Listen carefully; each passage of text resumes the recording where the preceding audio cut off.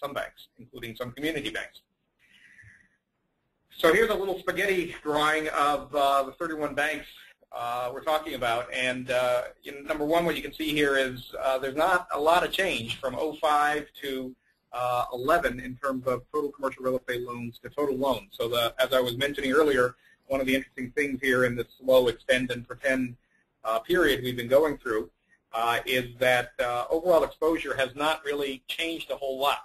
And there are maybe different banks and different points in the graph, but generally the exposures have stayed pretty constant as a group.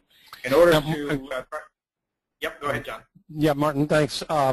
If you could back up to that slide, just a question. I see on the right-hand side, like you say, it's hard to disentangle the spaghetti, but I gather the banks are listed from the highest percentage of CRE loans to the lowest on the right-hand side. Is that correct? Yep, that's correct. Wilton Bank has the highest, FNB of Litchfield has the lowest, and so on? Well, FNB of Litchfield and Connecticut River are both, those are the two banks that during the 2009-2010 time frame, they were both acquired by other banks. Both Connecticut River and Litchfield, they were not as high as Wilton, but they were among the higher exposed banks to commercial real estate. Okay, very good. Thank you. No problem.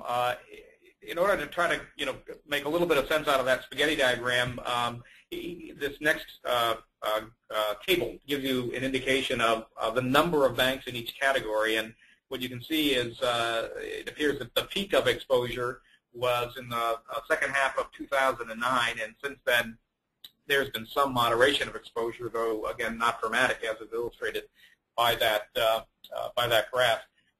But